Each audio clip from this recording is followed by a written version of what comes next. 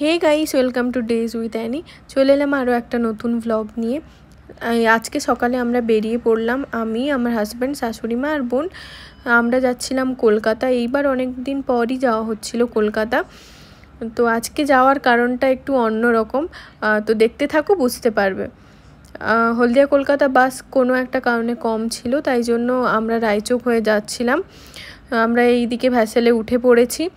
আর আমার সকালবেলা স্কিনটা উঠে খুবই স্কিনের অবস্থা খারাপ ছিল, তোমরা দেখলেই বুঝতে পারবে, সেটাই আমি বলছিলাম বোনকে।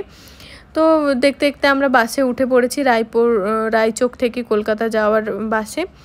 তো এইবার কলকাতা পৌঁছেও গেলাম, তারপর উবের নিয়ে আমরা সোজা গেলাম বাড়িতে। দেন আমরা একদমই লেট না করে আবারও উঠে পড়লাম, যেখানে যার জন্য আমরা কলকাতায় এসেছি, যেখানে যাওয়ার জন্য, সেখানে যাওয়ার উদ্দেশ্যে।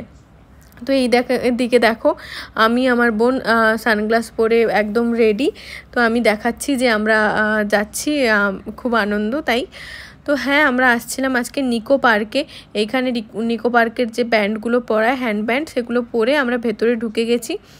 আর এখানে ভেতরটা খুব সুন্দর ছিল আর প্রচণ্ড ভিড় ছিল। আমরা সানডে বাদ দিয়ে গেছিলাম, হয়তো স্যাটারডে না,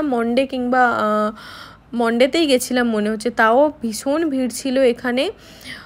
আমরা ভেবেছিলাম হয়তো ভিড় একটু কম হবে, কিন্তু এখানে প্রচুর ভিড় ছিল, কারণ যা গরম পড়েছে কলকাতাতে, তো ভীষণ গরম ছিল এই টাইমটা, আমরা যেই টাইমে গেছিলাম। তাই এই কারণে আমি তো জল দেখে খুবই এক্সাইটেড, এবং খুবই আর উঠতে ইচ্ছাই করছিল না জল থেকে, এতটা জল দেখে হ্যাপি হয়ে গেছিলাম।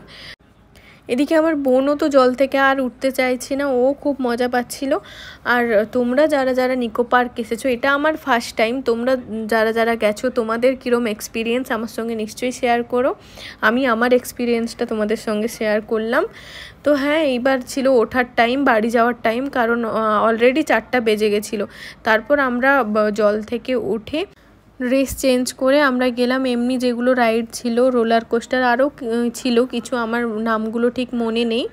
তো ওগুলো কিছু করলাম, তাও সবগুলো আমরা কমপ্লিট করতে পারিনি। তারপরে আমরা চলে গেলাম সোজা খেতে, ভীষণ খিদা পেয়ে গেছিলো। তো ওখানে খাবারের টেস্ট খুব একটা ভালো ছিল না।